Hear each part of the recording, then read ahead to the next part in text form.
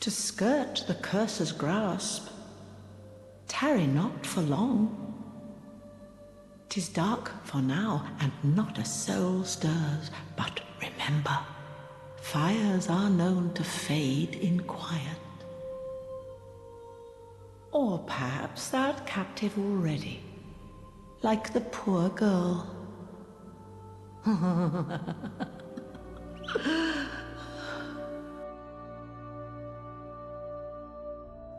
Hello folks, I hope you are doing great. Today, we're going to tackle a topic which I have wanted to do since before I started this channel, but which was so convoluted and complex that I just did not have the gumption to go ahead and discuss: the timeline of Dark Souls 3. With a topic this labyrinthine, we have to approach it with great care as to not to lose the thread, and it is to that effect that I have decided to take it slow and first explain how I think the main timeline went on, and only then proceed with explaining all of the little time skips and jumps that permeate the story of this game. So, without further ado, let's dive right into the main timeline of the game. The first part of the story we need to discuss is the preamble to Dark Souls 3. It is a well-established fact that this world is stuck in a never-ending cycle of linking the fire that effectively was started because the great Lord Gwyn decided to use his own body and the last remnants of his Lord's soul to jumpstart the first flame. Ever since he did that, a never-ending procession of powerful beings has been instigated into acquiring the most powerful souls in their respective timelines and sacrificing these souls along with their own bodies in order to prolong the Age of Fire.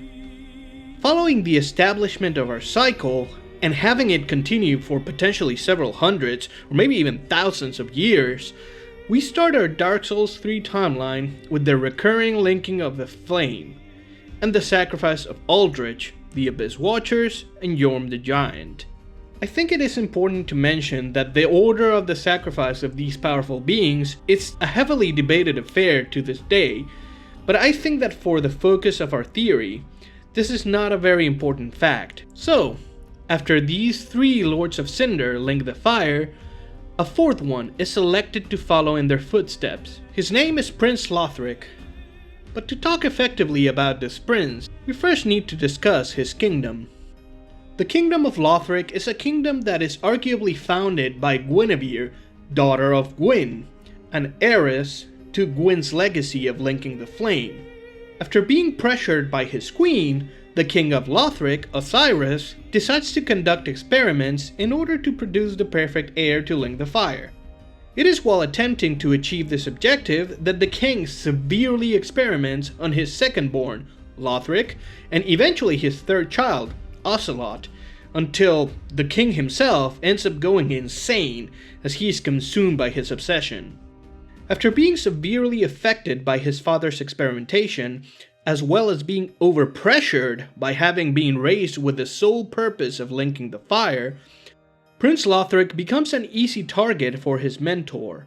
Prince Lothric's mentor convinces him that linking the fire is not in their best interest, and so Prince Lothric decides against the methodology of linking the first flame. Confident in his choice, the prince exiles himself to his throne room and decides to await the fading of the flame in the company of his brother, Lorien. In time, with no one to link the fire, the flame eventually starts to fade. With a fading flame and effectively no one in line to link it, Ludleth of Courland throws himself into the flame, alongside all of the souls contained within the Soul Feeder. However, even with the power gathered by this legendary beast, the flame is only partially reignited, and a countdown starts to the moment when the flame will finally subside.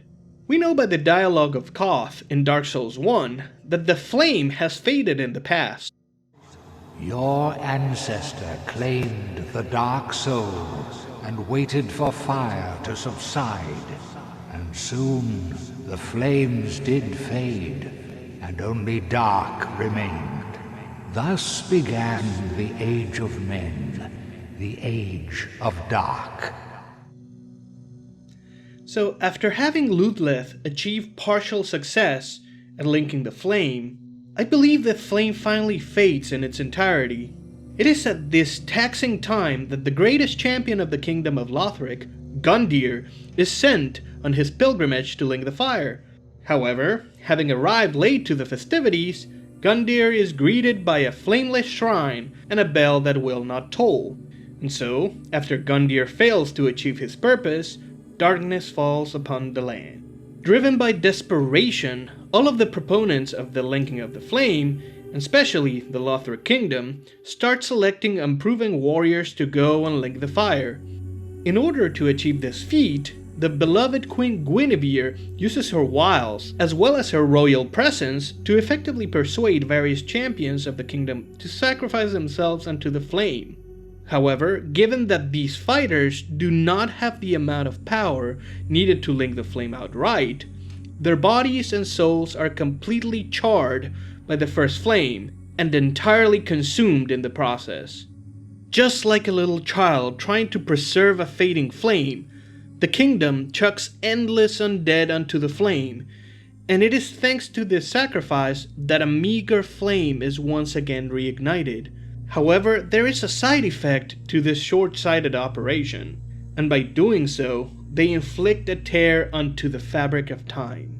So, after chugging countless undead unto the first flame, successfully reigniting it, the proponents of the flame end up rupturing the space-time, creating a time warp that is essentially Firelink Shrine. But let's put a pin on this topic for the time being. The Bell of Awakening is tolled once more, and the Lords of Cinder are awakened to link the fire once more. Nevertheless, having endured not only the pain, but the futility of such action, they refuse to engage in this inane enterprise. I think that it is very important for us to discuss how everything in this world seems to be linked to this primordial flame. Before this primeval blaze was first ignited during the Age of the Ancient Dragons, the world was stationary and perpetually unchanging, and it is quite apparent that time and its passing is a definite consequence of the flame arising. This is why every time the flame is fading, the fabric of space and time starts to erode. This situation is perfectly embodied by that iconic phrase, "Time is convoluted in Lordran." So, even though the flame is actually reignited, by the time this is achieved, several of the lands of the world have already started to converge upon a single point. This place is what we know as the Dreck Heap, and this convergence is brought about by the flame losing its power. So we have a tiny reignited flame that effectively buys the world a smidgen of time. But more specifically, it buys a certain red-hooded knight some time, who uses these borrowed moments to search for the pygmies. These are the pygmies who shared on the power of the Dark Soul, and these are the same pygmies who carry the pigment needed for his lady to finish her painting. In time, everything in the world grounds to nothing more than a pile of ash, and Gale, this slave knight, eventually does find the pygmies.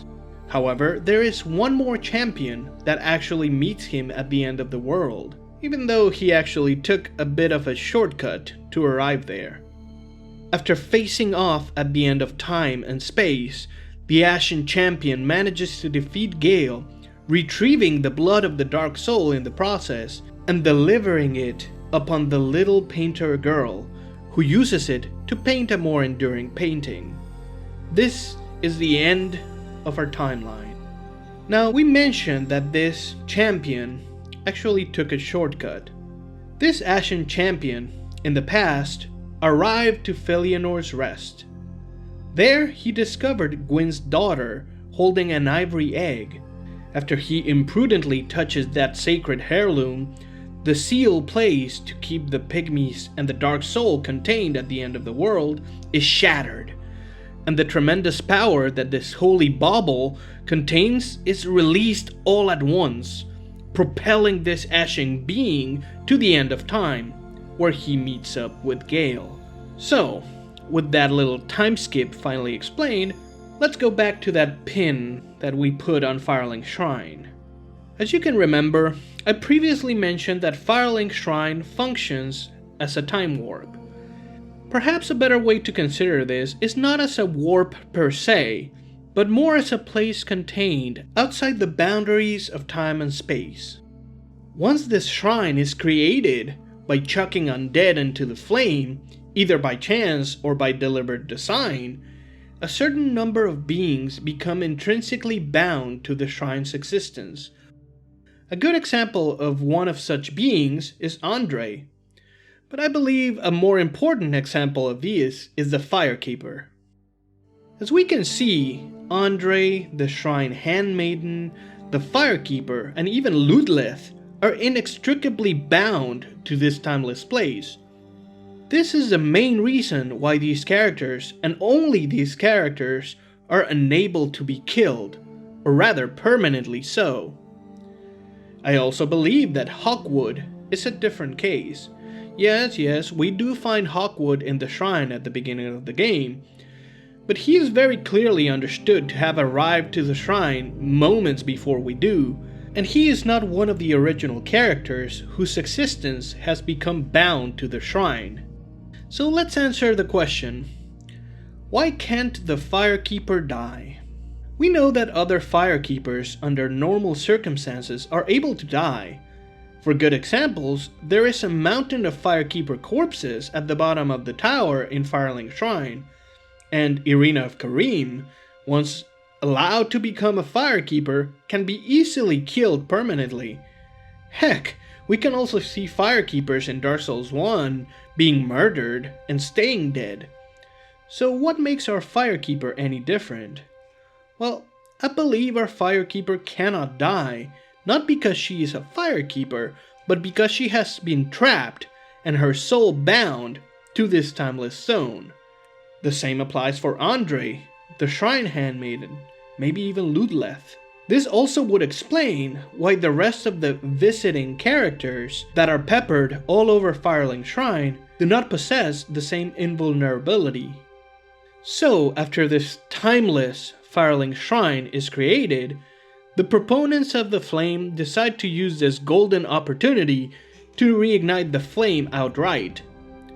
To achieve this, they decide to ring the Bell of Awakening once more, effectively raising the warriors that had been chucked into the flame and whose essence had been burned to nothingness.